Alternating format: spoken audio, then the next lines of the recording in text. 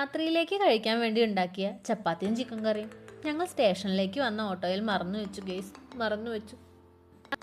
പ്രവാചകനായ നബിയുടെ പരമ്പരയിൽപ്പെട്ട അറേബ്യയിൽ നിന്നെത്തിയ സൈദത്തുന്നീസ ബീവിയുടെയും മകനായ മാഹീൻ അബൂബക്കറിൻ്റെയും ഖബറാണ് ഇവിടെ ഉള്ളത്.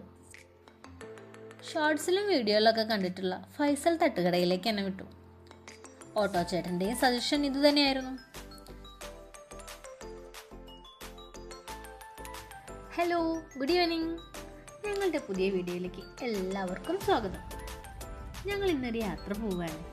ഞങ്ങളിന്ന് പറഞ്ഞാൽ അച്ഛനും അമ്മയും അനിയന്മാരൊക്കെ ഉണ്ട്. തിരുവനന്തപുരത്തേക്കാണ് യാത്ര. 4:45 ബാംഗ്ലൂരിലെ എയർപോർട്ടിൽ നിന്നാണ് ട്രെയിൻ ഉള്ളത്. പക്ഷേ ട്രെയിൻ വരാൻ ലേറ്റായിപ്പോയി.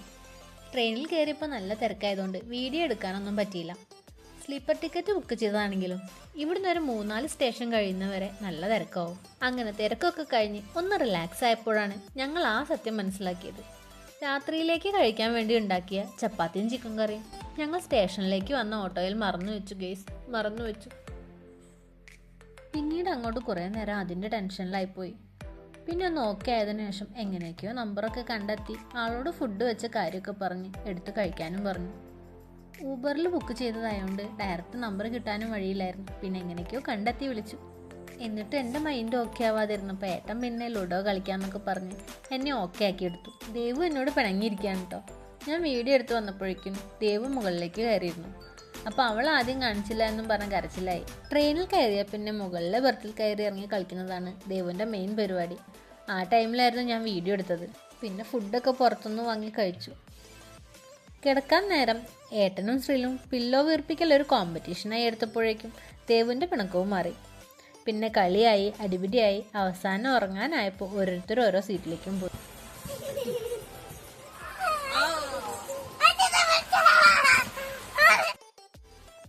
അപ്പോൾ ദേ രാവിലെ ആയിട്ടുണ്ട്. ഞങ്ങൾ തിരുവനന്തപുരം നോർത്ത് റെയിൽവേ സ്റ്റേഷനിലാണ് ട്രെയിൻ ഇറങ്ങിയത്. നല്ല വിശപ്പുണ്ട്. ട്രെയിനിൽ നിന്ന് തന്നെ ബ്രഷൊക്കെ ചെയ്തതുകൊണ്ട് വേഗം പോയി കഴിച്ചാൽ മതി.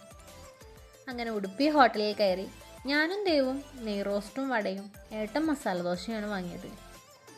ദേവുവിൻ്റെ പ്ലേറ്റിൽ കാണുന്ന വട എല്ലാവർക്കും ആയി വാങ്ങിയതാണ് കേട്ടോ. ഫുഡ് കഴിച്ച് ഞങ്ങൾ നേരെ പോയത് റൂമിലേക്കാണ്. നേരത്തെ തന്നെ ഞങ്ങൾ ഓൺലൈൻ ബുക്ക് ചെയ്തതാണ് റൂംസൊക്കെ. പട്ടത്തുള്ള പോപ്പ് ടവറിലാണ് റൂം എടുത്തത്. ചെക്ക് ഇൻ ടൈമിന് മുമ്പ് എത്തിയതുകൊണ്ട് റൂം ക്ലീൻ ചെയ്യാൻ വേണ്ടി ഒരു 10 മിനിറ്റ് വെയിറ്റ് ചെയ്യേണ്ടി വന്നു ഞങ്ങൾക്ക്. ഈ സമയം ദേവു പുറത്തുള്ള ക്യാമറയിൽ നോക്കി കളിക്കുകയായിരുന്നു. ദേവു മൂവ് ചെയ്യുന്നതിനനുസരിച്ച് ക്യാമറയും റൊട്ടേറ്റ് ആയിക്കൊണ്ടിരിക്കുകയാണ്. വെയിറ്റിംഗ് ടൈമിൽ ദേവു ക്യാമറയെ കൊണ്ട് എന്തായാലും നല്ല പണി എടുപ്പിച്ചിട്ടുണ്ട്. അങ്ങനെ അവരുടെ പ്രൊസീജിയേഴ്സൊക്കെ കഴിഞ്ഞ് ഞങ്ങൾക്ക് റൂം കിട്ടി.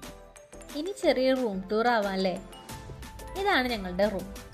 വലിയ കുഴപ്പമില്ലാത്ത അത്യാവശ്യം സൗകര്യങ്ങളൊക്കെ ഉള്ള ഒരു AC റൂം. 1200 രൂപയാണ് ഒരു റൂമിൻ്റെ റേറ്റ്. അതും ഓൺലൈൻ ബുക്കിംഗ് ആയതുകൊണ്ട് ഈ റേറ്റിൽ കിട്ടും. നേരിട്ട് വന്ന് എടുക്കുമ്പോൾ റേറ്റ് ഒന്നുകൂടെ കൂടും.